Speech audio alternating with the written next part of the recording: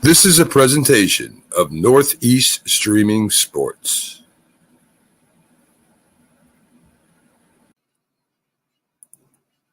You're listening to TGI Sports Talk with your host Keith Angle on Northeast Streaming Sports.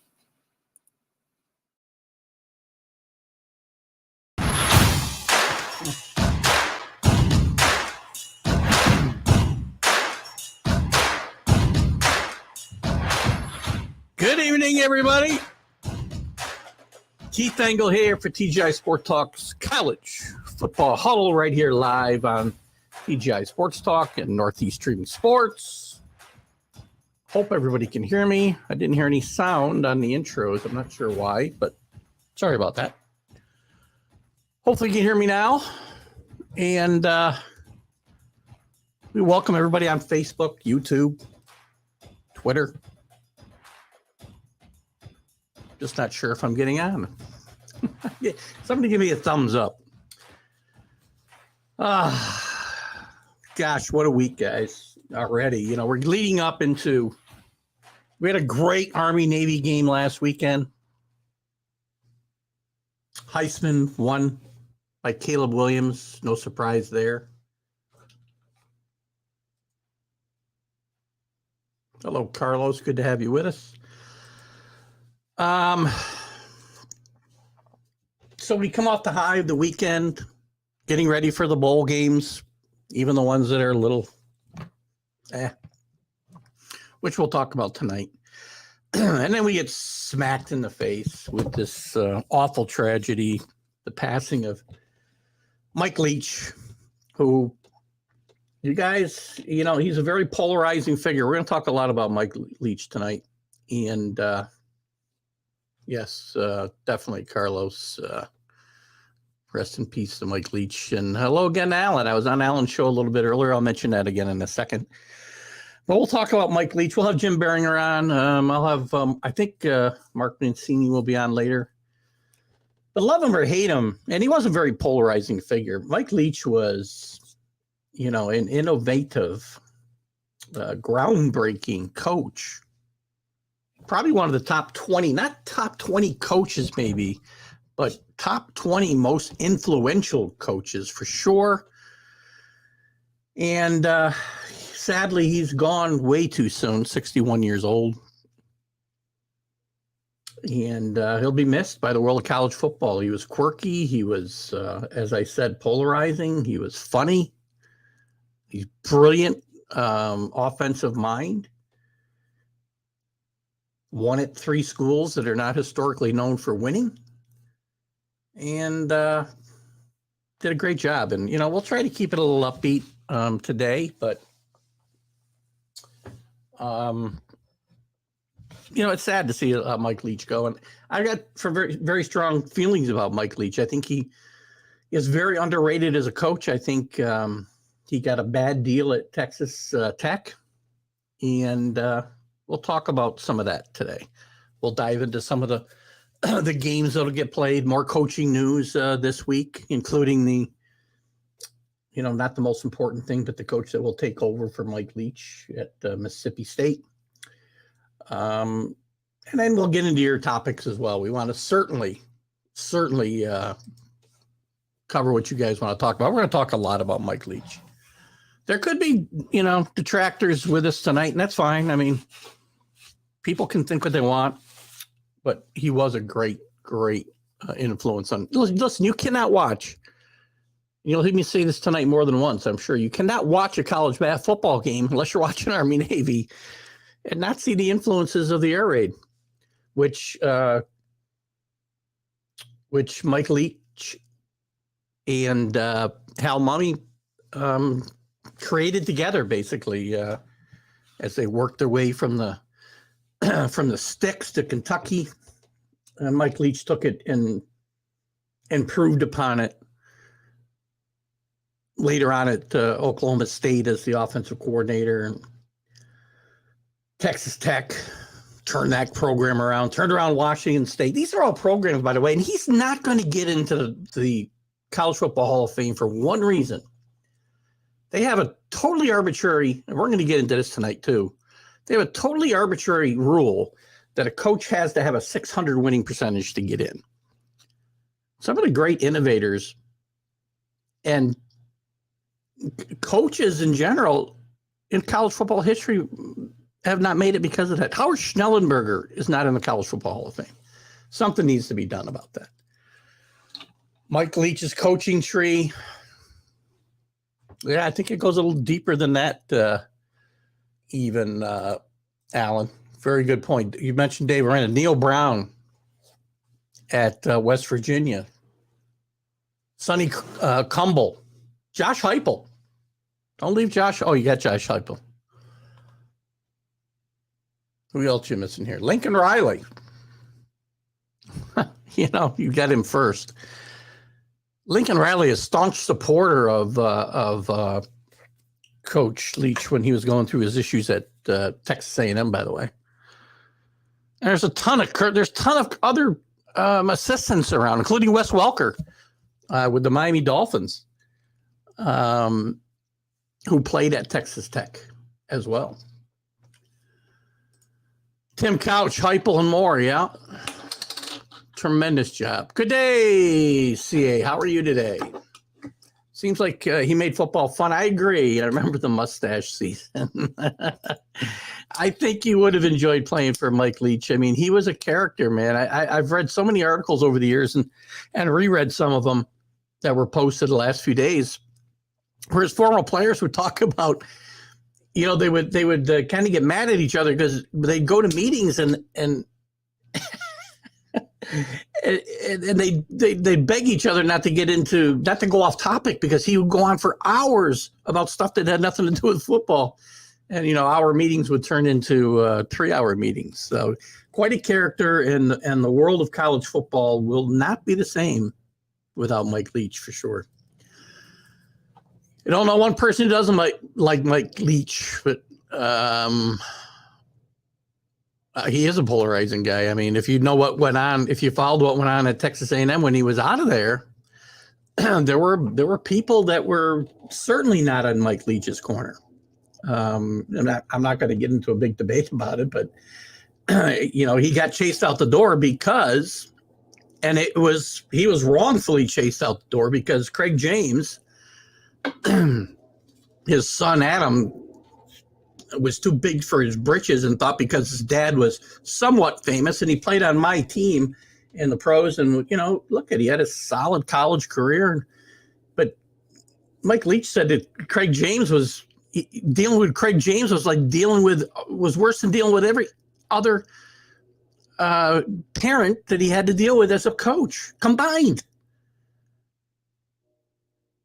And the stories that were thrown out there about Mike Leach were baloney. For the most part, not a perfect human being. So yes, I mean, again, listen, there are people in the SEC who aren't crazy about Mike Leach. He's a great, great, great person too. I think. What a character. Forget about the football. Come on, College Football Hall of Fame. Figure out. You got to drop this stupid. 600 winning percentage minimum for a coach to get in. Great coaches sometimes don't get in a situation where they can win 60% of their games for a lot of reasons. A lot of great names, right? Michael Crabtree had a great play, if you remember, to beat Texas. Not Texas. Gosh, now it's escaping me. Last play of the game, 28-yard touchdown pass from Michael Crabtree. Great play. Oh, did I say Texas A&M? I'm sorry. Texas Tech. Obviously, Texas Tech. Thank you, John. Gosh, no. Texas A&M would kill to have a guy like Mike Leach. And guys like Bob Stoops had to take a chance on a guy like Mike Leach at the time. They're coming off of the air raid started at Kentucky with Hal Mumme and Mike Leach, as I said, and he just turned it into an art form. And again, if you guys weren't with me at the top, I said, you can't watch a college football game today and not see the influence of Mike Leach and Hal Mumme. I mean, not to dissuade him. It later came out, yeah, he was half truths would be pretty kind, I think, John. Again, and again, somebody, Kenny Gifford said and people had this misnomer even today that he was locking kids in a hot box. There's a video that's very hard to find. I couldn't find it. But it toured these rooms that this kid was supposedly locked in. No doors were ever locked. And there's some great emails. Go to Bleacher Report. I think there's some really good stuff there that kind of back up Mike Leach's version of these events against Adam James, excuse me. Adam Jones is a totally different character. Graham Harrell was a quarterback at Texas Tech this season. They were the top 10 team. Beat Texas, I believe, on a Saturday night, prime time. Beat number 1 Texas. They were ranked number 6 at the time. Took Texas Tech to heights they had never seen before. The first coach ever to beat a number 1 at Texas Tech. It's like Woodstock around here, except everyone has their clothes. That was a great one.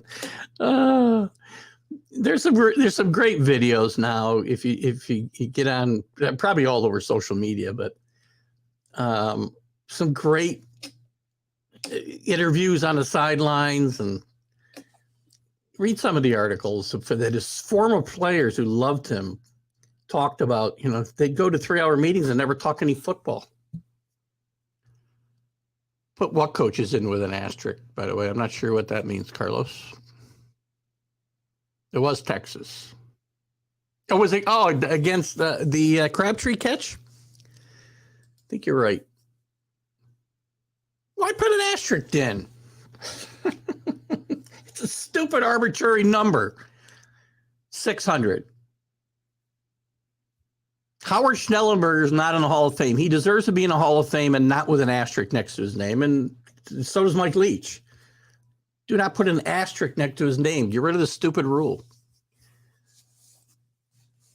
And I guess, John, and this might, before I get to Rick's comment, and I guess, John DeLon, when I say polarizing, it's because to a lot of people, not me, not much of my audience, Mike Leach was not a tremendously politically correct person.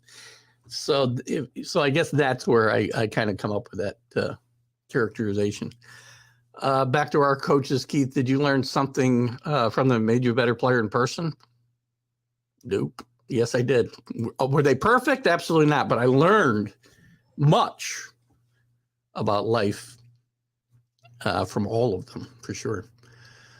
Graham Harrell's at West Virginia this year. Coaching? I'm not sure. And I got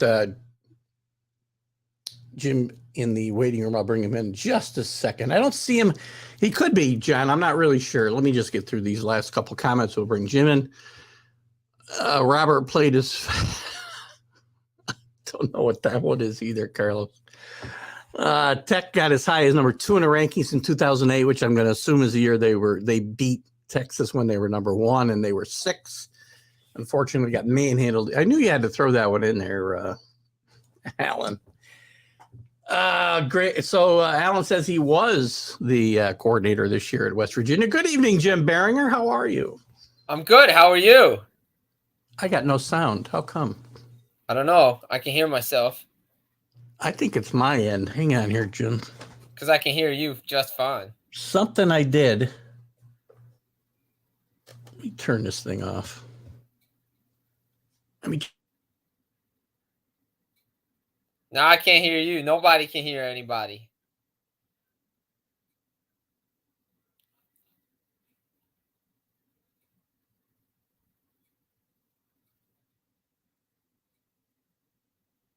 Yo, Keith's got no sound, everybody. Yeah, I guess I'm taking over everybody's show. How about now? I can hear you now. Why don't I hear you? I don't know. I don't know why you don't we hear have some me. technical difficulties here, guys. We'll try to work them out. I'm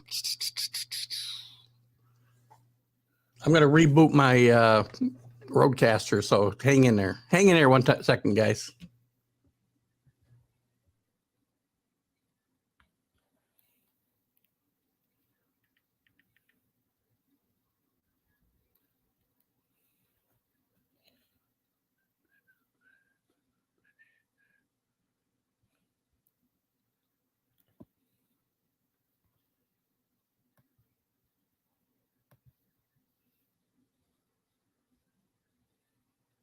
How about now, Jim? I can hear you. Can you hear me? Bear with us, guys. I can get your comments. Jim, hang in there a second. I'll come back in, come back out. I don't know what's gone wrong. I hate technical difficulties. How about now? Can you hear?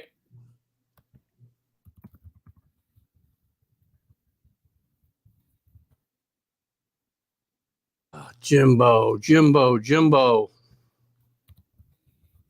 You can't hear me at all either? I can hear you. You can hear me, but I can't hear you. Why? Jim can hear me. Oh, okay. Look at the private chat. Why can't I hear you? Yo no say. All right, guys, we're going to take one shot at something here. Where's my audio visual guy? I need Buck Buchanan here. Speaker, mic. Damn it.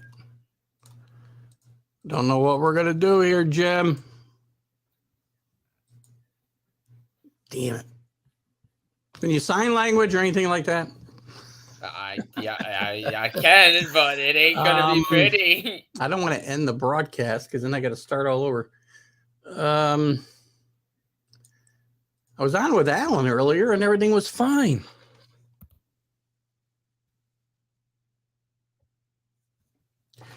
All right, guys, bear with me. Jim, pop out. Pop out and pop back in.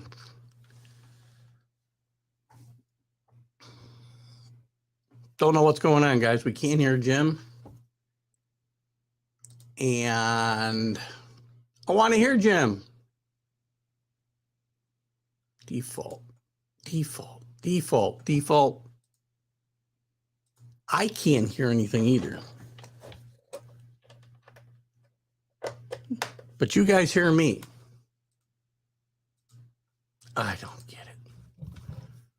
I don't get it, guys. Oh, you guys talk amongst yourselves. We'll try to get there. I don't think we got any sound yet, Jim. I still don't think I got any sound. You got any sound? You can hear me. I mean, I can hear you. What happened? I know, right? I'm running out of ideas here. Hang on. I can ban you from the studio. No. You know what? I don't have any sound. I don't have anything when I play anything. Uh-oh. I rebooted this thing. Let me check my connections one more time. What's this? All right, where's Buck? Buck Buchanan. Earth to Buck. Jimbo, I don't know what to tell you, buddy. Why can they hear me and they can't hear anything else? And I can't hear anything else. Don't you know anything about this stuff, Jim? Hang in there while I try to... Guys, you keep your comments coming, and I'm trying to... I'm going to take one more shot at this.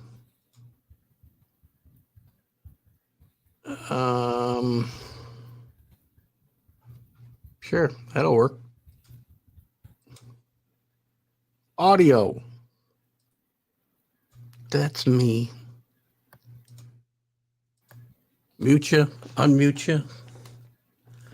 I wonder if it's this damn...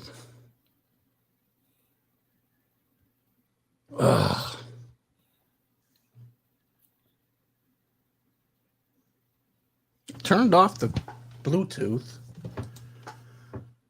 Yeah, no, it's on my headphone volume. Cocaine! I got a new listener and he can't hear anybody except me. That's not good. Oh. Jim, I apologize. I have no idea what's wrong here. I'm plugged in. Everything is A-okay. Now you're dead. Now I'm dead. Cocaine, what do you got? Anything besides headset volume? Because Everything's working fine on my end. How about now?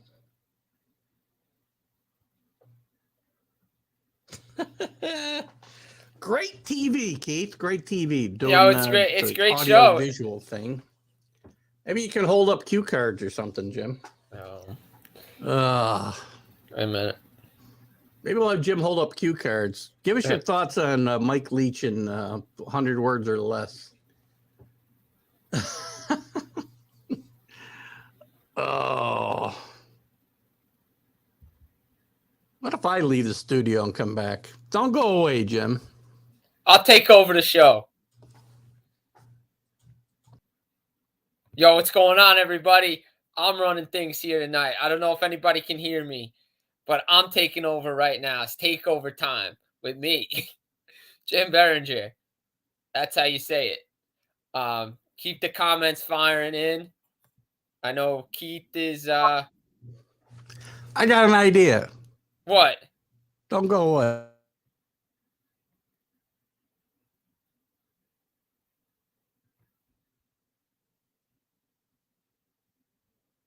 How about now, Jim? I can hear you. Can you hear me? All right. We're going old school. Old school. Going old school. Turn off the damn soundboard. Guys, sorry about that. Jim Biringer, welcome. What's going on? Well, the audio-visual team let me down something terrible tonight. So we have no idea what happened here. I should have known there was a problem when I didn't hear the lead in this morning or coming in. I got all kinds of comments here. Let's catch up on these comments quick. There's a lot of comments. I'm looking at these comments right now. Tech is, we got that. Not being politically correct is my favorite thing about Mike Leach. Agreed. I agree 100%. We're going to talk a little about Mike Leach with Jim before we run out of time. I got a few. You know what? We'll just send it over. We'll back end it with more stuff. That's all right. Don't worry about it. You do this because I want to get your thoughts on Mike Leach. I talked about, and I'll go through these comments, guys. I'll post them as Jim is talking. Jim, don't get distracted by the comments, and then we'll comment on something after. Just don't show me any Carlos comments about bag shots. I talked about Mike Leach and how he's, I call him a polarizing figure, and John didn't think that was quite right. And maybe it isn't. It's because of his political incorrectness. I think of that. But I think he's an innovative coach, a guy who left his mark on the game. You can't watch a game on a Sunday without seeing Mike Leach's influence on the game of football. And I think he's one of the underrated coaches of all time. He won't make the Hall of Fame because of this arbitrary 600 winning percentage you have to make the Hall.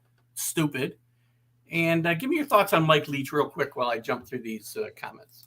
All right. So Mike Leach, complete legend, legendary status in hockey terms. We call him a beauty for what he said alone on a microphone.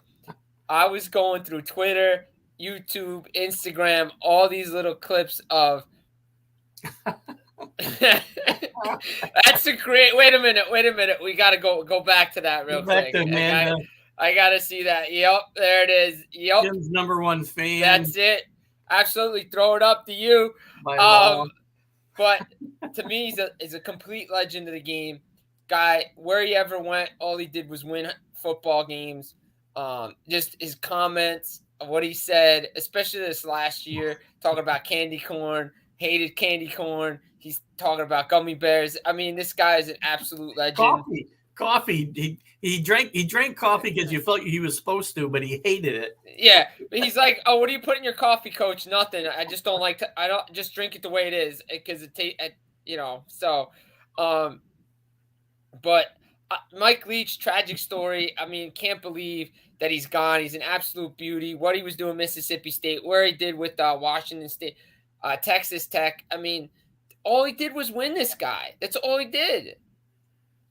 Everywhere at universities not known for winning football games either, right? I talked about this arbitrary 600 winning percentage rule the College Football Hall of Fame has, which, by the way, is also keeping Howard Schnellenberger out. That's a BS. That's BS. Right? Because, all right, real quick, I know we have other stuff to talk about, but this segues into, we talk about all these Hall of Fame debates, who should be Hall of Famer, this, that, and the other thing, right? The Hockey Hall of Fame, people have gone in first ballot Hall of Famers. you could argue that maybe they're not Hall of Famers. Mike Leach, what he's done, you guys, coach of the year multiple times. I mean, I know he didn't win national championship, but still, I mean, the guy's a Hall of Fame coach in my book. Definitely a Hall of Fame coach. And you know what? And I read something earlier that, people were asking whether he's a top 20 coach. I don't know that he's a top 20 coach of all time, but he's, as far as having influence on the game, he's a top 20 influencer on the game of football, I think. Oh, 100%. Absolutely. What's he saying here? John's going to leave a bag of candy corn by his grave one day. That's what, the world of college football is worse off for sure today. Oh, yeah, 100%. Having Mike Leach here outside of his football knowledge. I mean, there's a lot of guys around in the league today that owe at least part of their careers to Mike Leach. We talked a little bit about it earlier. Dave Aranda, Neil Brown, Lincoln Riley, Dana Holt, can never say that guy's name right. Holgerson, Sonny Dykes, coach of the year. Cliff Kingsbury, who may not have a job much longer, but still, Seth Luttrell, I said Lincoln Riley, Ken Wilson, Nevada coach. It goes on. The list goes on of the guys that came out of the Mike Leach coaching tree. Yeah. It's amazing, and he'll be missed for sure. And I wish his family well. Yeah. And thoughts and prayers to the family. Thoughts and prayers to Mississippi State. Just the players, coaches, everybody. You saw Lane Kiffin. He did his emotional interview talking about Mike Leach. Even though those guys are rivals on the field, but they're friends off the field. It's just a sad day when Mike Lee passed away. Just very difficult. That one definitely hurts, especially the college football world as we head into bowl season. As we head into bowl season, and I opened the show, we had such a fun weekend with Army Navy, which if it was any other two teams, we'd be like, oh my gosh, this game is like killing me. But it was killing me a little early on in that game. But it got even in their ineptitude, there's some excitement there. Just because the kids aren't going to the next level, they're I have such appreciation for the kids who go to Army and Navy because they have to do while other kids at other colleges. We talk about how they get special privileges, they get this, they get that. Those kids get no special privileges. They're doing everything the other cadets are doing, plus football practice and football games and meetings. I want to know something. Maybe one of the viewers can find a comment or can find reasoning why College Game Day was not in Philadelphia this weekend. The only reason I can give you is that they end their season every week with championship weekend, and they don't. No, they don't. They weren't there. They weren't on this week. I know, but the year before they were at the Army Navy game in MetLife. Yeah. The last several years that I've been watching College Game Day, they've always done the Army Navy game. I stand corrected then, because I thought they were done pretty much every year with the championship weekend. No, they always went to the Army Navy game. Now maybe it's because Corso, with his health condition, he can't travel all the time. I know he's big. He coached the Navy, I think. Yeah, that's why they did it, because he coached at Navy. He'd come out with the robe, his coat, like the whole nine yards. Actually, I apologize. Now I remember last year. Yeah. They made a big deal about it. Yes. Oh, they should have. Those kids, it was a great game. Especially the last, minute and overtime with these guys couldn't score a touchdown for. Well, how about the beginning? It looked like it was just going to be a slugfest. Nobody's running running a football. Navy's getting into the backfield. Then the blocked punt that leads to the touchdown. And it's just like, okay, is Army actually just going to hold on to win 7-3 because really nothing's going on? And then bang, bang touchdowns. And then in overtime. And, it's interesting that they win it on a field goal on a turnover. That's how Army wins it, and it's good to see because there's at least the rivalry's back. At least Navy wasn't killing them every year now. Yeah, it's been a good. Well, Army's had the upper hand the last. I don't know now. I think I read I think they said since the 14-game winning streak by Navy, Army's won 5 of the last 7. Yeah, Jeff Monken's. I think that might have been before this week's. Yeah. So Jeff Monken's done a great job there. For talking about the coaches, Coach Ken, I'll never be able to say his last name, so we'll call him Coach Ken, gets fired in the locker room, as Rick says after the game, and he was not happy. In fact, one of his comments was, "I thought we stood for something different than this." He's done a great job there. They've been down the last 3 or 4 years, but they're also an American. They're also in a conference. Yeah, overall, he's done a great job there. And I don't know. I have mixed feelings about this. And I think he's going to get another job someplace. Well, over the years, he's had a chance. If I'm not mistaken, before, I want to say Rich Rodriguez got the Arizona job. Oh, yeah, he was up for that job. Coach Ken took the job. And then, the next day said, no, I'm not. I can't leave Navy. But yeah, I think Navy stands something bigger than that. I think the way they did it, after the game in the locker room, after that game, I know you always want to sing second. I believe that's how the motto goes. You don't want to sing first. Yeah. But still, that was a close game. You lose in overtime. I know Navy's had a down year, but it doesn't matter with these two teams. You throw the records out the window because it's Army Navy, and they always play each other well. And Coach Ken's been there such a long time too. He turned that program really around. This is a team that, would get killed by Notre Dame's of the world, and he would give Notre Dame fits often throughout his tenure there. So not happy to see that, but all in all, I think I talked about it last week, and we may have talked about it here as well. It's a tradition that can never go away. I don't care. I want expansion. What I don't want to see is Army Navy ever lose the stage that they have. No, this week. No, it's the one game. And it's a standalone game. This is what they need. I don't even know if I don't think Army's going to a bowl game because they're technically bowl eligible, but they're not going. Yeah, well, they weren't. That's funny because before the bowls are all filled before they even had a chance to play this game, so they didn't get bowl eligible until this game was over. Right. Yeah, and the last couple of years they've been bowl eligible heading into this game. So, but still, I like the fact that this game is a standalone game. That doesn't matter. No, that's not. They don't have a contract with half the universities they go to. They don't show the games of half of them. They go wherever they want. So they go wherever they want, but they can't show the game, Carlos. The game rights and pre-games are totally different things. They could do the pre-game. How many? I think this is though they're gonna figure out a way to do it. But this was the last year that they can go to any Big Ten schools technically. Is that right? They can't go there. I don't know if they can't go there, but I know they're not. They probably won't because they don't have the games. Right. What's he saying here? CBS does okay with coverage. See, it's Vern is not there doing a game. You know what? Vern Lindquist was the best. Yeah, I used to never miss that 3:30 window on Saturday. It hasn't been the same for me since Vern left. It was, first it was Keith Jackson, then it was Vern Lundquist. Vern doing. I think they should bring Vern back just to do the Army Navy game. Yeah, I'm surprised that Bill O'Brien's employed anywhere, but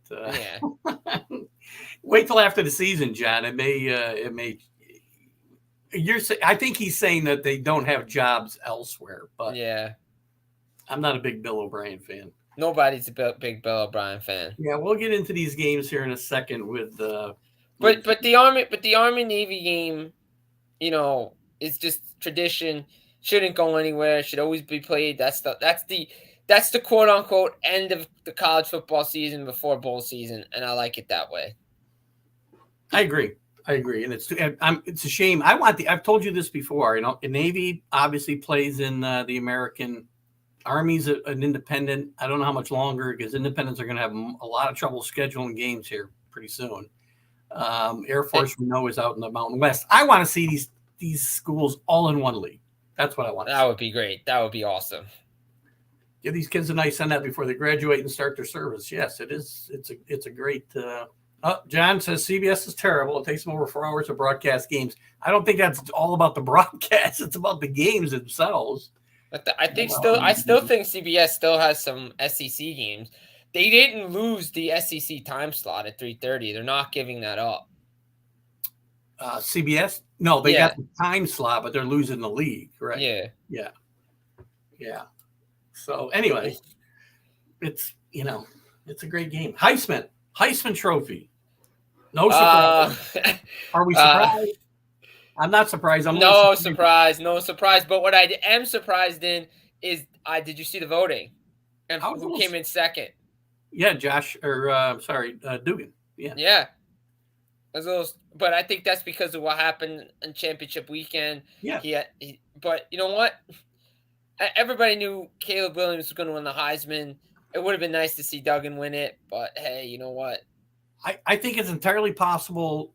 We said this last week as well, that if they held the ballots till after the championship weekend, Duggan's getting it. He may have got close. I mean, I was surprised at the gap myself. I thought it might be a little closer than that. I knew C.J. Stroud had dropped. I was certain the order was going to be what it was. Yeah, I mean, I think Stetson Bennett was just in there just to be in there. No, I think it's a nice, career achievement award for Stetson Bennett to get there and be on that stage, because he's had a great career.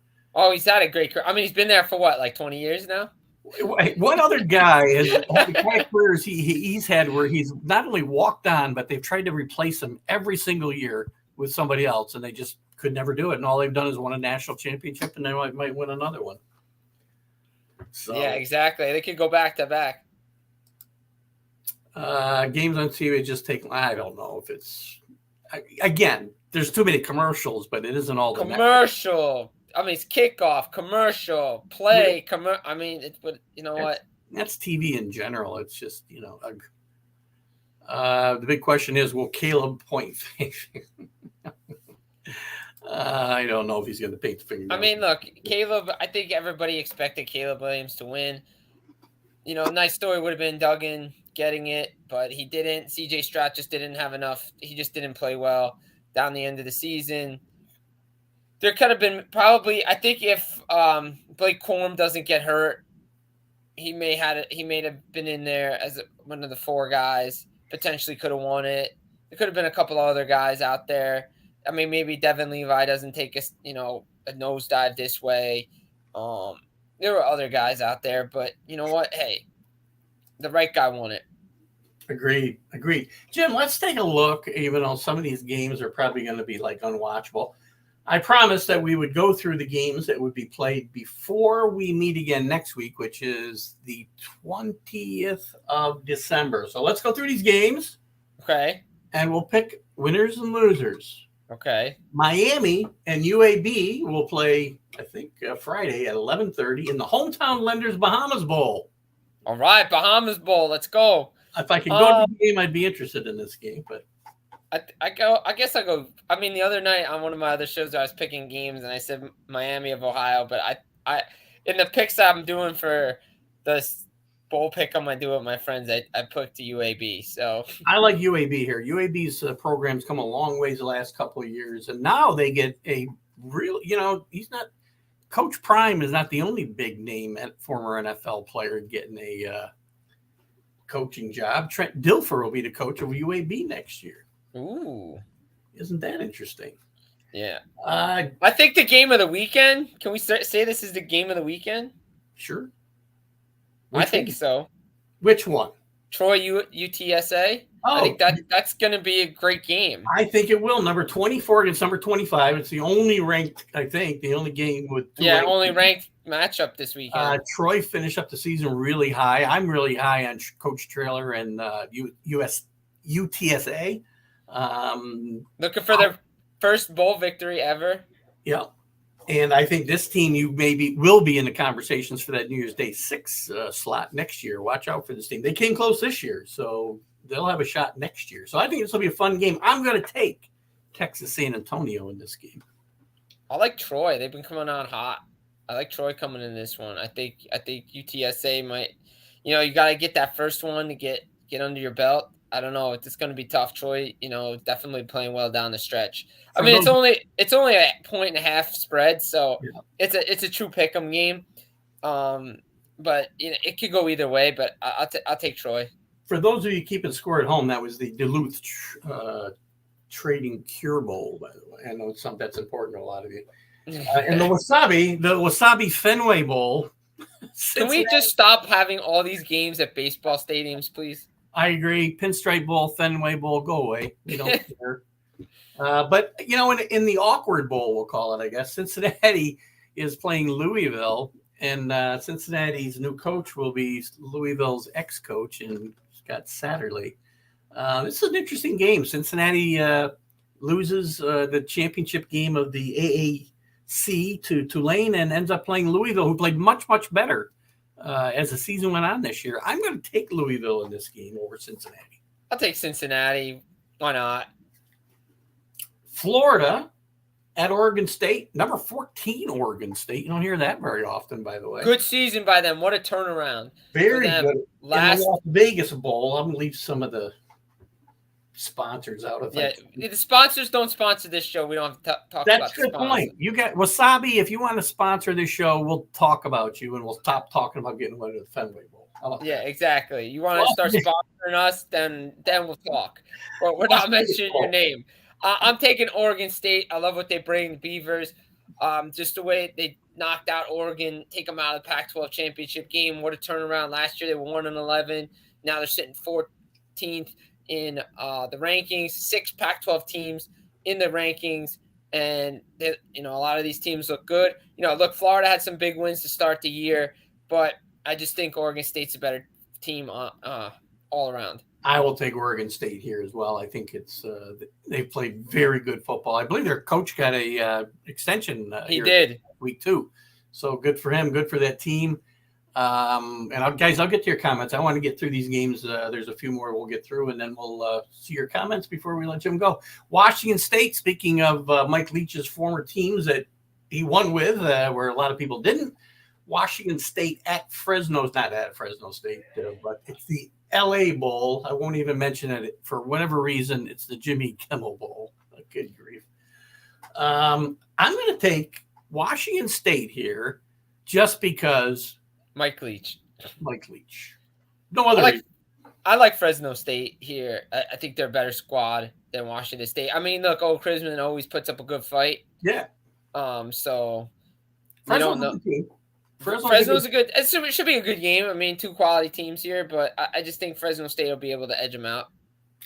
I guess I can't not say the sponsor here because that's all it is. Lending Tree Bowl. We got Rice and Southern Miss. Rice getting to a bowl game, not an every year event for sure.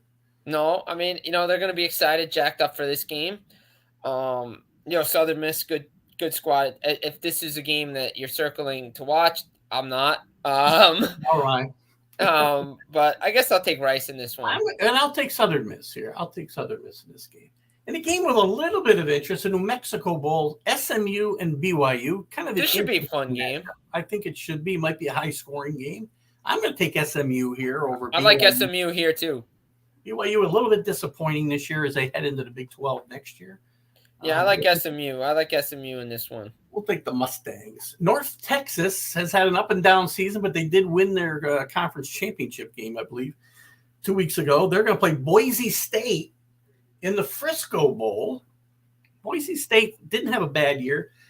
Always worried about taking them off the bluegrass, though. So I'm going to go with North Texas in an upset here. I think North Texas playing in Texas. So. They're playing in Toyota Stadium, where I don't know whether that is, but in Frisco, Texas. So I mean, look, it could be a home game for them.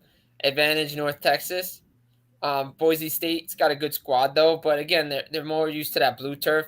They were playing on the blue turf all Boise State all day. But I'll take North Texas here too.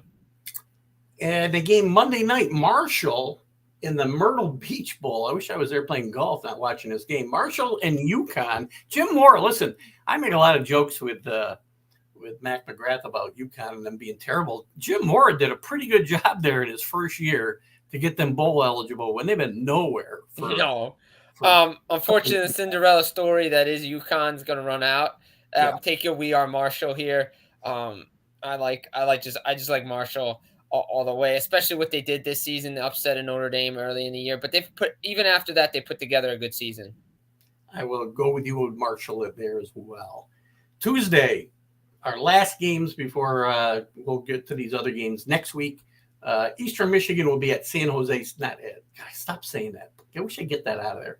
In the famous Idaho Potato Bowl, it's Eastern Michigan against San Jose State. I will take San Jose State in this game. Very underrated school. Play some pretty good football. Because Mountain West has some very underrated teams. San Jose State was a good squad this year. I mean, they played well against San Diego State, gave them fits. Eastern Michigan is a good team. I mean, I really only really see them when they play the big like they get their payday when they get beat up by the group of 5 schools. Right. I guess we could say. Right. They had a decent record. It's 3.5 point spread. I'll take Eastern Michigan here. There you go. And one last game for this week, Liberty and Toledo in the Boca Raton Bowl. That might be also renamed the Lane Kiffin Bowl at some point. But Liberty and Toledo. Liberty loses their coach, Hugh Freeze, to Auburn. They don't have their new coach in place just yet. His name's escaping me now. The guy from Coastal Carolina took this job. Certainly not in place to coach this game. I'm going to take Toledo here just because Liberty's a bit in flux in the coaching staff. Yeah, me too. I like Toledo here. I think just because we've seen a lot of this with these coaches, the coaching carousel before these games definitely hurts the team that loses the coach, and I think Toledo will take advantage of it. All right, let me get to a couple comments here, then we'll get your last words. Max, back to the Heisman a little bit. Duggan deserved it. I'm not even sure what Caleb's Heisman moment was supposed to be. I thought it was that 80-yard run against Notre Dame. I think that was the Heisman moment for him. That was his Heisman moment. I think it was, but then the next week kind of deflated that a little bit. So, listen, I think, again, as I said, John, I think if the votes were all held till after championship weekend, Duggan may have made this a much closer race. John, the Bahamas Bowl was pretty cool. Yeah, got to be a pretty good. That and Hawaii. I've never heard anybody complain about the Hawaii Bowl. No, I'd probably get sent to, like Montana Bowl or some famous Idaho Potato Bowl. They had their first mock draft, and Carter was picked second by all the talking heads. Who's that? The Lions? Who's got the second pick? I don't even know, Rick. Not the Lions are playoff contention. I don't think so. No, I think it's no, you're right. No, but I feel like they've got the second pick for some reason. Oh, maybe because somebody traded with them? Yeah, I can't remember. It's not important. It's too soon to be worried about it. Too soon about mock drafts. Who cares? Mock drafts will end. Please don't mention Jimmy Kimmel again, even if he sponsors the show. Hey, if he sponsors the show, well, we got to talk to him. John, I do not want to risk losing you as one of my viewers because you're one of my favorite guys to spar with. You and your SEC elitist views, even though we butt heads, I like having you here. If I would have to risk losing you if Jimmy Kimmel threw $1 million at me to sponsor the show. Yeah, that's true. Nothing personal, I swear. No, nothing personal. I'm not a big Jimmy Kimmel fan either, but money talks. Okay, fine. Caleb had an 80-yard run. Dugan. No, listen, I totally agree. I agree with you on this, man. Look, we said it from the start. Half. Heisman quarter, anyway. Wait until after championship weekend to do ballots, and then we'll find out. 2 things I think we should take away from this conversation today. Heisman ballots get held till after championship weekend. College Football Hall of Fame has to do away with this stupid arbitrary 600 win percentage rule. Stupid. It's absolutely stupid. Jim, anything you want to leave us with today? Yeah, actually, I do.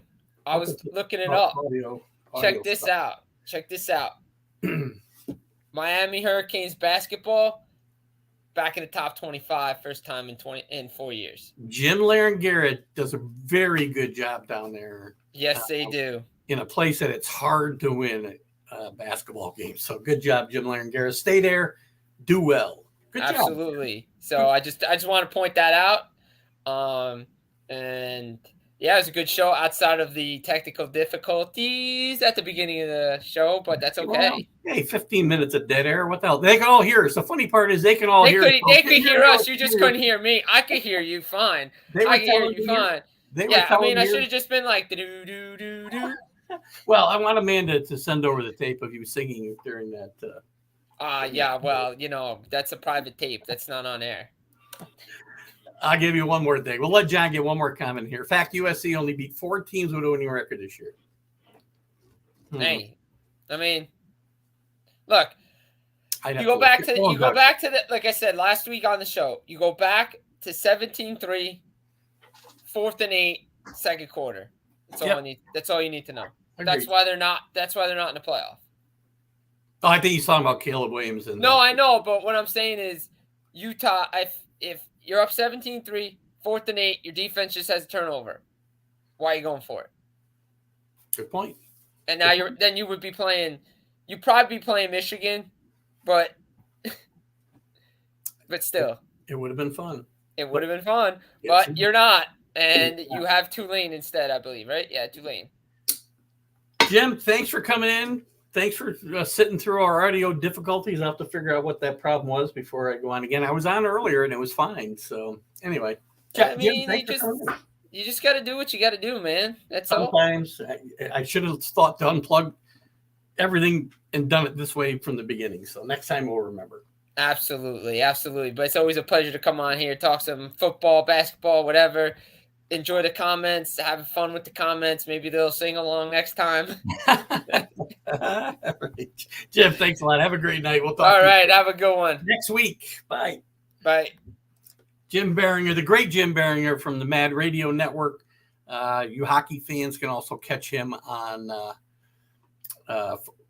Full Press Hockey. FullPressHockey.com, where he is a full-time writer. Does a great job to read his stuff. Get the I think they got an app for your phone. If not, you can get it on Facebook. You can get it anywhere. Good stuff for hockey. Good stuff for college football. Thank you, Jim, for coming in. Sorry for the technical difficulties, guys. We'll see if Mark Mancini makes it in tonight. I haven't heard from him, but if he does, maybe we'll make those technical difficulties start again. Just saying, the Heisman is a BS media. You know what, John? I don't know. When wasn't the Heisman? Let me look back here. I mean, are there not a lot of years, John, where undeserving guys won the Heisman? Teams that weren't really winning. How about the BYU guys who won? Ty Detmer. Let me look at the winners here. Let's get this out here. I do this every now and again. Let's go back. We aren't going to go back to 1936, John, unless you can go back that far. Let's just go backwards since we had some time to kill, and we'll talk about some coaches and any topics you guys want to bring up. But let's look back. Bryce Young, deserving winner. And you guys can, John, put up some comments. I'll go back 10 or 15 years here. Devonta Smith, I loved him. I said the Jets should have picked him number 2 over Zach Wilson at the time. Joe Burrow, more than deserving. Kyler Murray, I'm not so sure. Again, I'm not looking at who the runner-ups were or anything. Baker Mayfield, whatever. Lamar Jackson, a couple big games. There you go, John. There's a good comparison for a guy who won and was not on a big winning team. Marcus Mariota won because he was on a winning team. Jameis Winston maybe won because he was on a winning team. Johnny Manziel, that team wasn't winning tons of games either. I guess, let me ask you, John. So this is a good question for you in your SEC bias. Sorry, I know you don't take offense.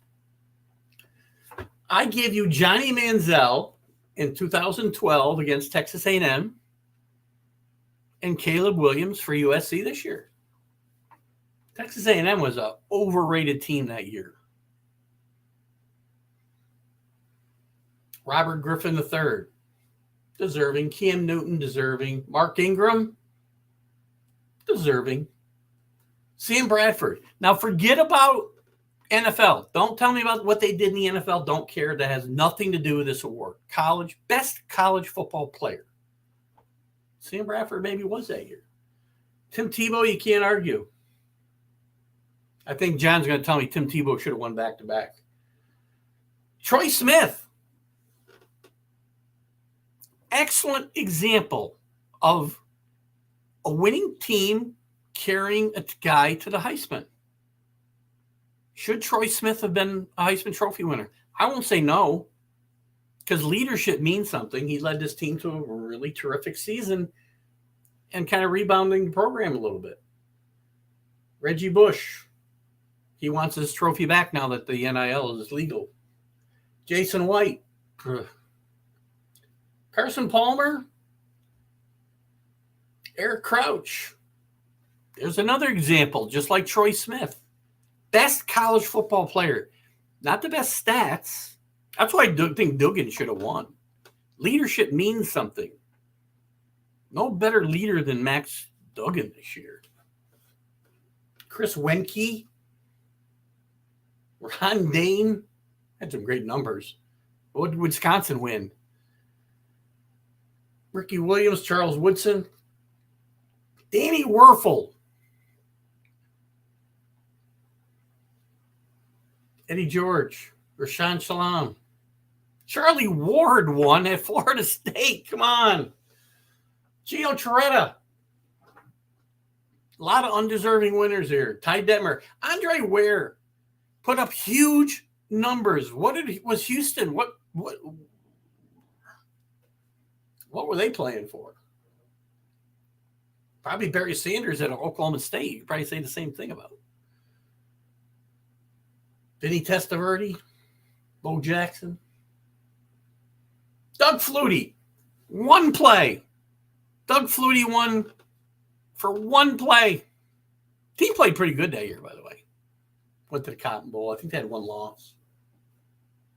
Anyway, I throw that out. I know we had a discussion last week about the best college football players of all time, and I've thought a lot about it since. I still am having a hard time getting off of Archie Griffin. Heisman was all right until Brad. I knew you were going to be there, John. Oh, gosh. I don't disagree with that, by the way. That one, I don't think I'll disagree with you. In fact, I did. It was all right. So wait a minute. You say it was all right until then, but I just gave you a bunch of examples of. I mean, John, I need to know your criteria. What is it for the guy with the best numbers, which I'm thinking you think not, or is it the best college football player who leads his team by example, which I guess means his team needs to win. But there's a bunch of guys in here before the game, the year you're talking about, that probably should not have been Heisman Trophy winners. I mean, you got a bunch of players going back in time. I'll start with OJ in '68. Everybody probably deserved it. Simpson, Owens, Plunkett, Pat Sullivan, maybe not at Auburn. Johnny Rodgers, John Cappelletti, great story. Numbers weren't gaudy, but he's a great leader on that team. Archie Griffin, back-to-back. Tony Dorsett, Earl Campbell, Billy Sims, Charles White, George Rogers. I don't know, maybe you can argue with him. But I just gave you a bunch back to Flutie, Vinny, Andre Ware, Ty Detmer, Desmond Howard I liked. I think he should have won. Gino Torretta, Charlie Ward. So these are Danny Werfel. There's some worse. Here's that Manziel team only lost to Florida and LSU. They lost to Alabama. I mean, I know that. I think they had 3. I think they ended up with 4 losses. We'll check it out. Put those comments up. Really sorry about the technical difficulties tonight, guys. I hate that. I really do. I got to get to. I'm not going to be able to find it real quick. I feel like they lost at least 3 that year, maybe 4. I mean, they started out like a house of fire. They ran into Alabama, gave Alabama a game, and I feel like they lost like 3 out of 4 or something like that. Kyler Murray now is playing. Oh, it's too soon. Too soon. I will tell you, Kyler Murray, the Patriots were beating the Cardinals on Monday night. Don't want to get into that pro game. We'll talk about that on Friday or Sunday or both. It's a guy who accounts for the biggest win differential for his team, like a quarterback turning an 8-4 team into a 12-0 team. That's your criteria? What if the team's already good, though? That guy can't be the best player? I don't know this, John, quite frankly. Did Tim Tebow turn Florida from a 8-4 team to a 12-0 team? And if he did, the second year, he couldn't do that. So why would he be able to win the second time? I don't remember. Did he win as a freshman? Was that Urban Meyer's first year at Florida? I feel like it was. But would that totally disqualify him for winning the second time? They beat Alabama. All right. You'd know better than I. I seem to remember them losing. Maybe I'm thinking about the next year or something. I just feel like that was I don't think Johnny Manziel was one of the great Heisman winners. Oh, you just said that. They lost to Bama the next year. Thank you, John. It's never too soon to make fun of a Lincoln Riley quarterback. Wait a minute. Time out. No, sorry, I'm wrong. Who are his quarterbacks? Baker Mayfield, Kyler Murray, Caleb Williams. So is there anybody else? I mean, from Oklahoma on. Texas Tech. He wasn't there when the great quarterbacks were there, unless you count Cliff Kingsbury as a great quarterback. Oh, God. What else you guys got for me tonight? Let's go into the coaches. What's new in the coaching transaction world?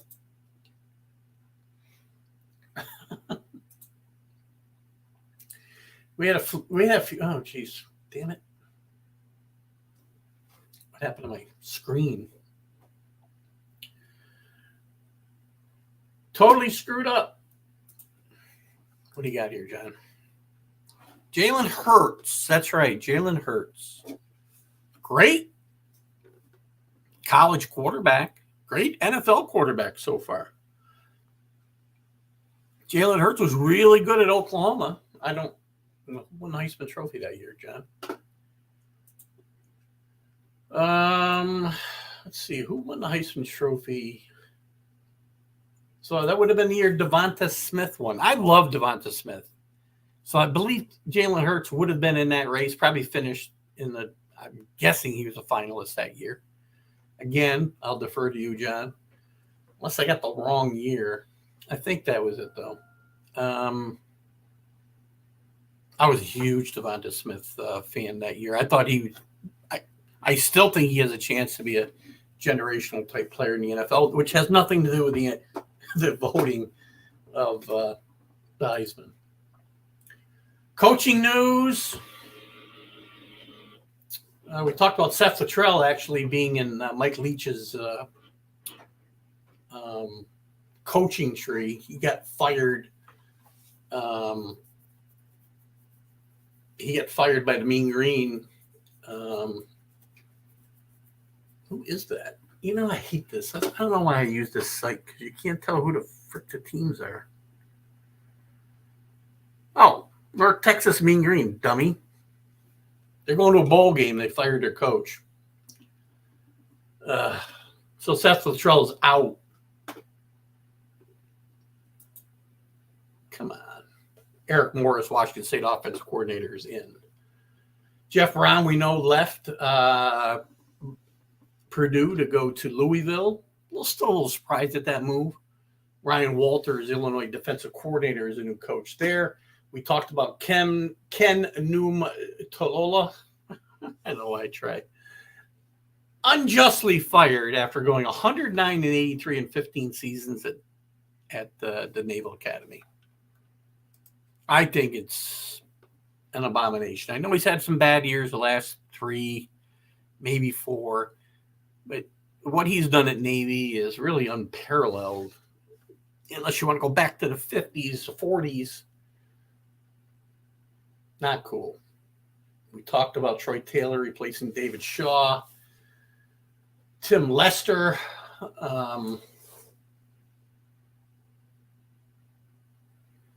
Tim Lester out at, that's not Louisville. Oh, this freaking thing. Forget that one. Louisville, we talked about Jeff Brom going there. Scott Satterfield goes to Cincinnati.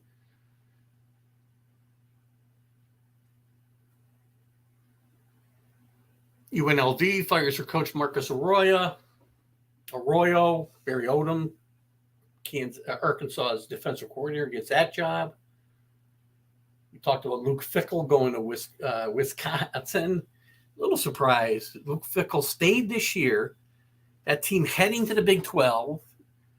Unless he sees bad things on the horizon for Cincinnati, I'd have stuck it out rather than going to Wisconsin, which, to be honest with you, I think is an overrated job.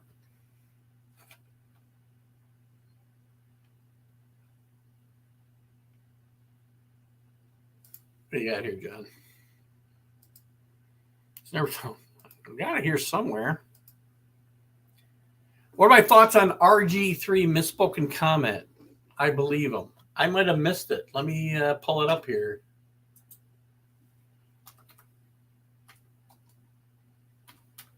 Let me pull it up, Rick. Post it if you got it. Let's see what he say. Apologizes for on-air racial slur. What did he say? Using an anti-black, insisting you simply. So people said I said Jalen Hurts couldn't get it done. He could not break from the pocket. He's not the quarterback of the future. I think he proved all those wrong. The use of the word. I missed. What's the word that they're not putting in here? Rick, feel free to put it up. I'm not going to. Oh, those bugaboos? Oh, he said I was trying to say those bugaboos. What did he actually say? I somehow missed this. And you believe that he said something wrong? I'm so disappointed that Orgeron didn't get. Does Ed Orgeron want to coach again? That'd be very interesting, right, man? Wow. That's a great comment, John. I don't think Ed Orgeron gets another. He doesn't get a Power 5 job for sure, but which UNLV is not. But that's a great. Oh, he said jigaboo, really? I don't. So you believe that he meant to say bugaboos? I'd have to believe him. I'd have to believe him too. Robert Griffin III is not a stupid guy, and I don't think he's going to say that on TV. I got to believe he got himself mixed up, and I hope this doesn't come to anything more than that. God, imagine if I don't know who's a guy. I mean, imagine if Bill Cowher said that or something. Good God. So he interviewed for the U. Do you think so? He does want to coach again, John. Honestly, do you think any school is going to hire this guy? Maybe as an assistant, maybe maybe a UNLV. That would be very interesting. Oh, I can't think of a worse place for Ed Orgeron to be. And listen, I really hope Ed Orgeron is straightened out his life a little bit because obviously he went off the rails. And some people, I guess, can't handle fame because he didn't do a good job of it.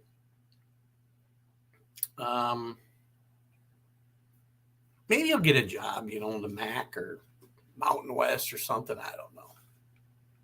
I can't believe that there'll be a big job waiting for him anywhere.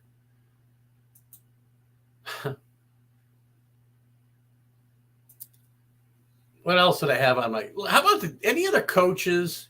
Now, and John DeLon, I'm going to get your comment up here in a second, but as I get that and comment on that, I want to go back to your comment about Bill O'Brien and I can't remember the other coach. So what I want to get at is, maybe you posted, I didn't see it. Were you putting up that you can't believe they're still employed by Alabama because they should be fired or because they should have gotten head coaching jobs elsewhere? Curious. I'm not a big Bill O'Brien fan. I think he got a lot of mileage out of being the Patriot. Never had the title offensive coordinator.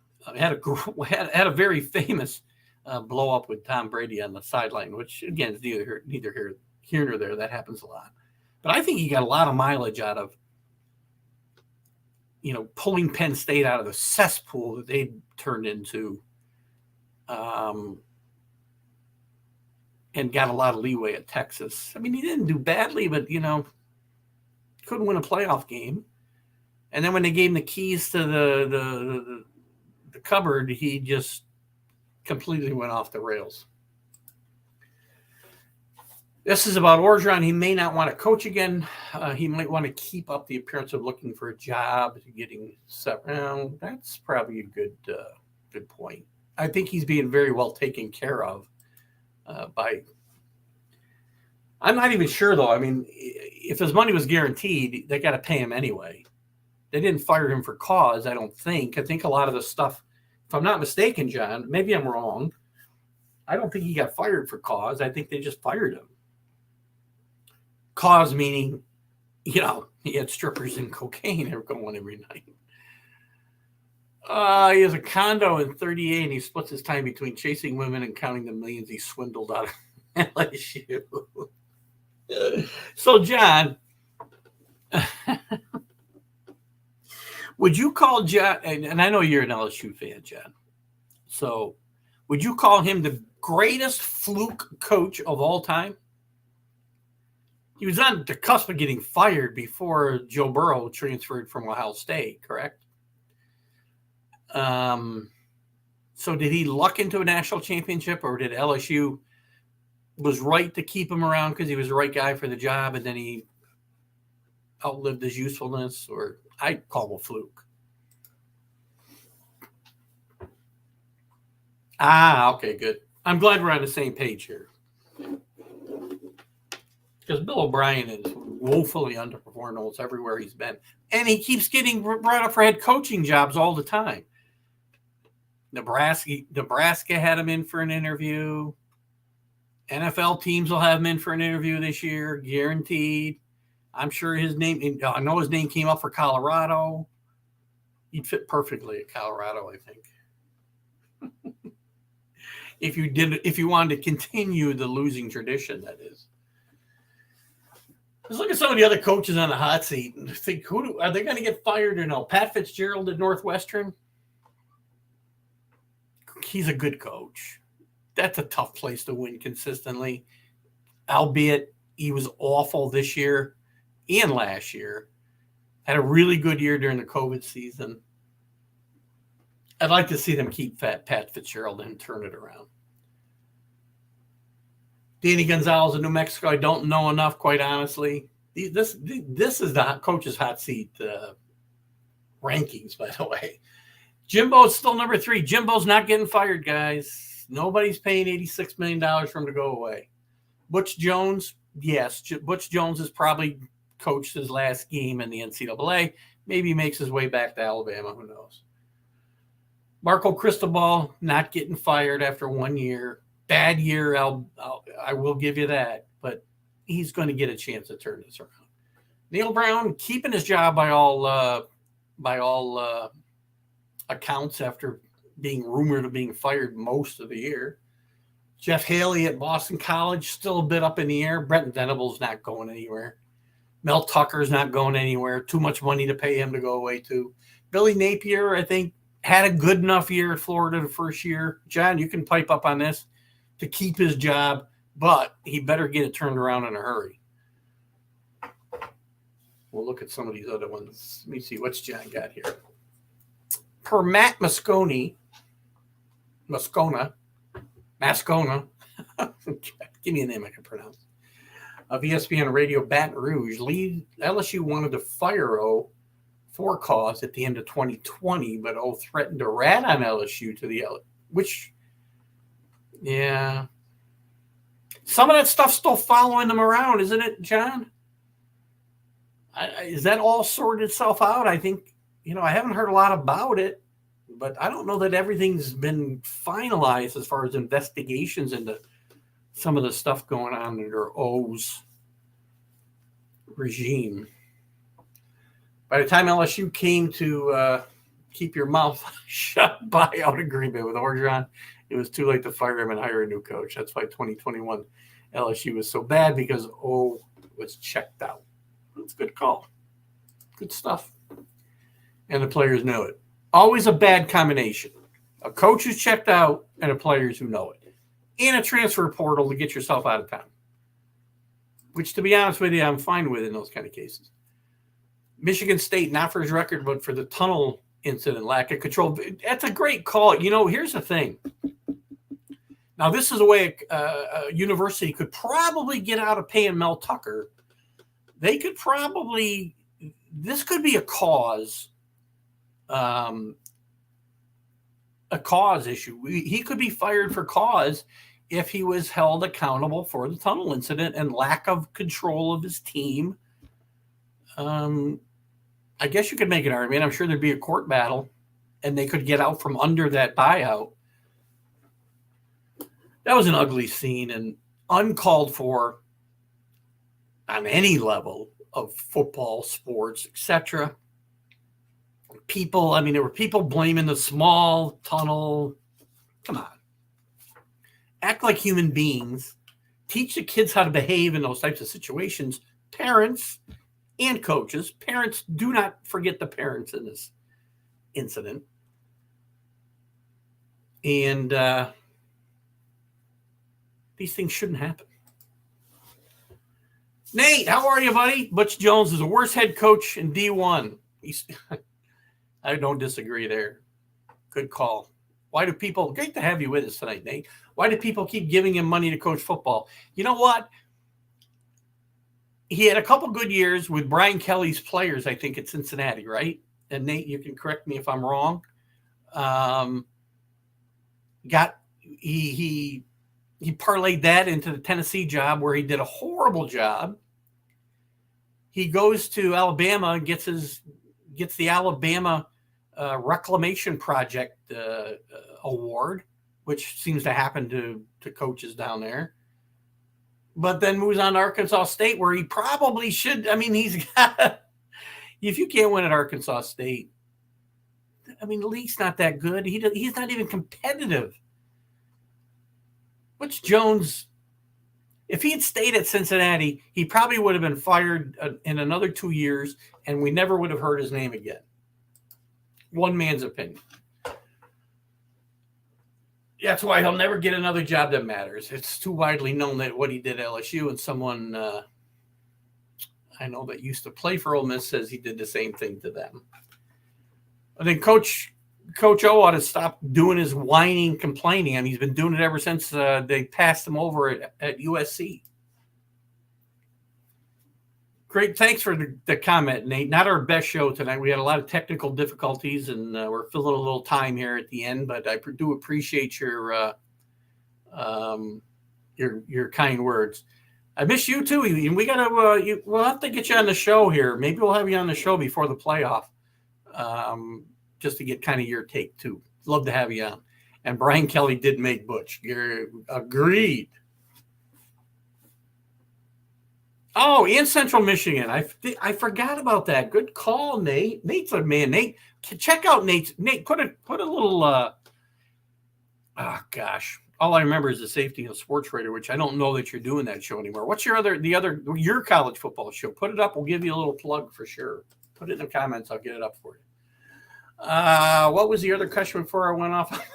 I don't remember. I asked you about Bill O'Brien, Orgeron. Oh, I did ask you another question, didn't I? God, don't remember what it was. It'll come to me, John, probably about 8:31. Love to have you on. Man coverage, that's it. Catch Nate. Look up, check out man coverage. You can search it on Facebook, and if there's other outlets, Nate, you can feel free to put them up there. Nate does a great job. Get some really good guests.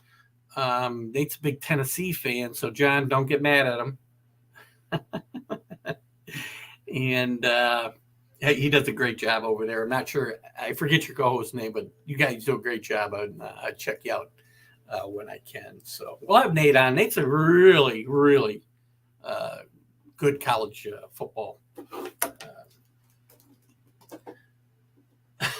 Something. Guys, I've been all discombobulated since the whole audio-visual thing. I mean, that's only happened to me one other time, and why you guys can hear both of us and neither one of us can hear each other is beyond me. I have no idea. We'll reboot everything. I probably need to reboot the computer is what usually happens in this case, and we certainly couldn't do that before.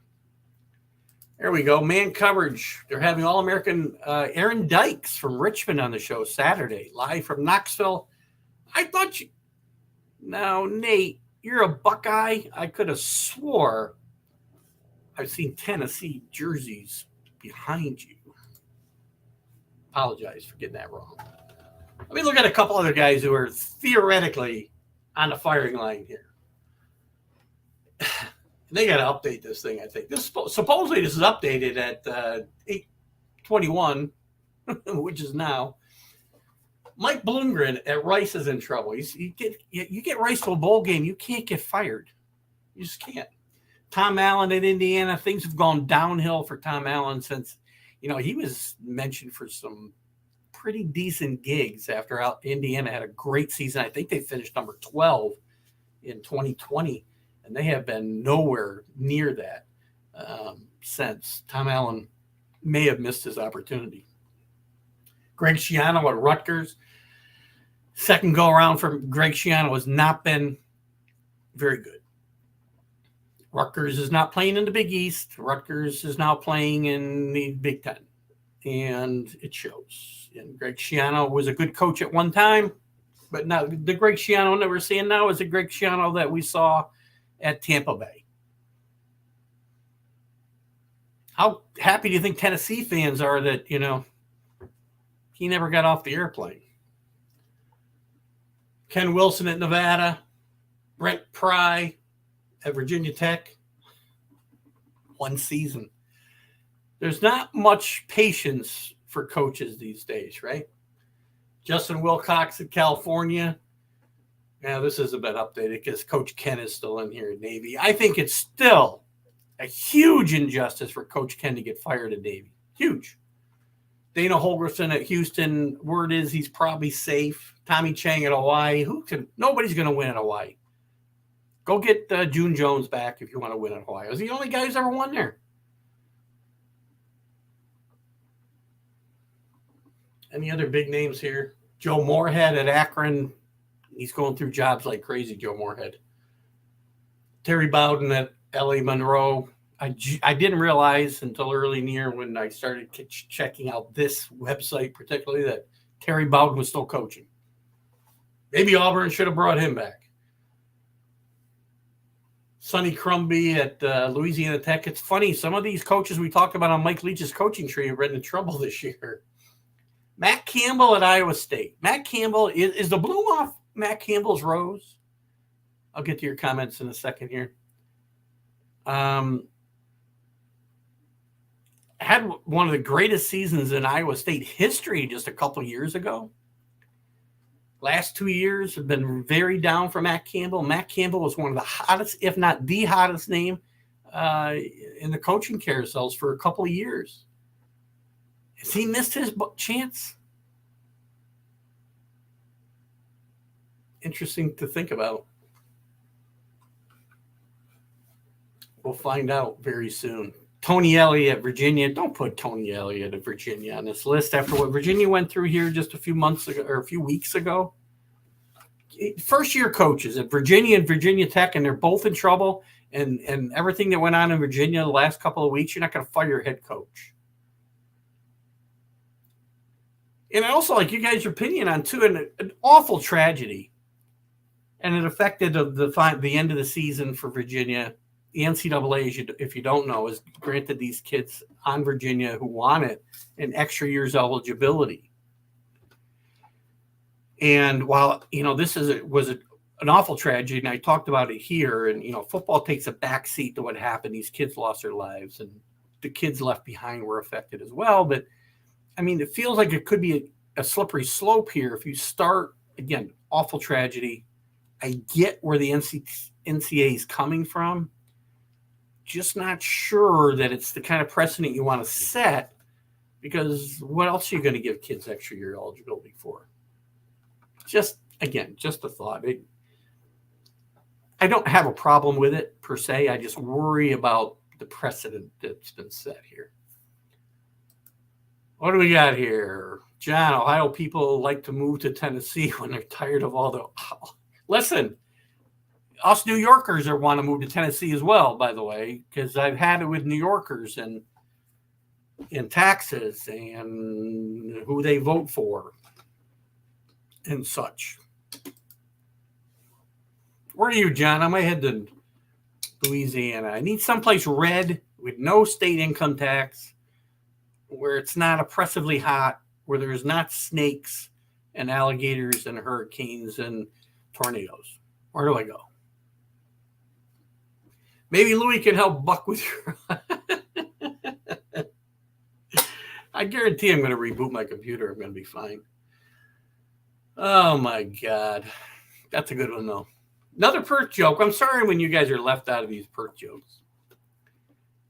The cost of living in Hawaii is sky high. It's just too difficult to get players to go there, to be bored out of their minds most of the time because they don't have any money to do anything. Plus, the cost for the college has got to be astronomical, flying these guys to the States. So, not just in football, but what about the other D1 sports? June Jones is 69 years and probably drinking out of a pineapple on the beach. He might be.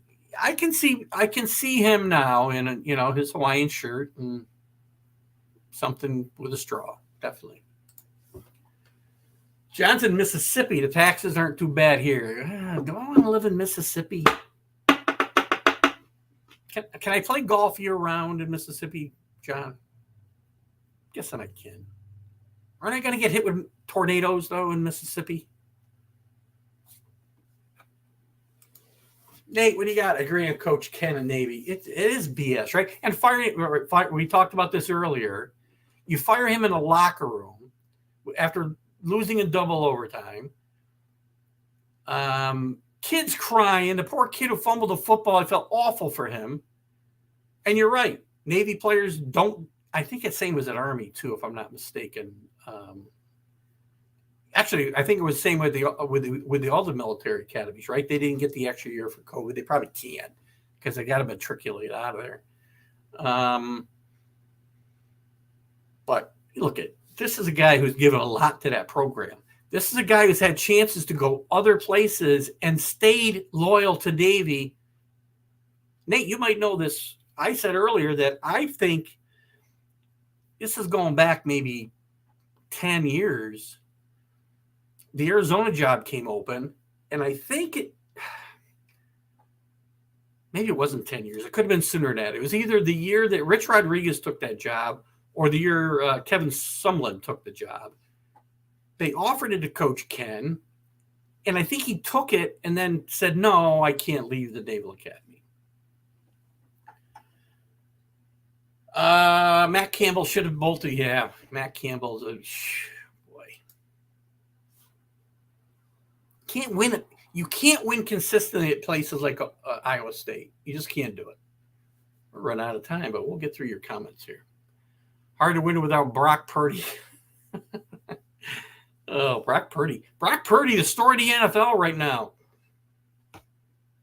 No taxes in Tennessee, I know. That's one of the places we're looking at.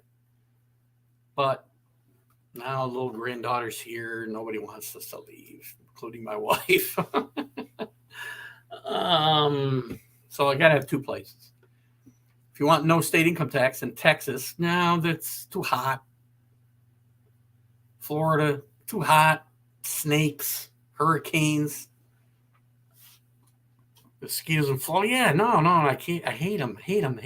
Hate Florida. John's on the coast. Tornadoes aren't really common here. That's we probably get hurricane. Probably get some of the hurricane action there, though, right? And can I play golf? There you go. Worry about hurricanes more than. All right, guys. I don't know whether you're going to hear any of our music on the way out, but we're going to play it anyway. Is that the right music? Oh, that's not it. That's fitting for tonight's show, though, isn't it? Did you guys get the laugh track? Guys, thanks for hanging in during our audio visual problems. I guess it was just audio problems.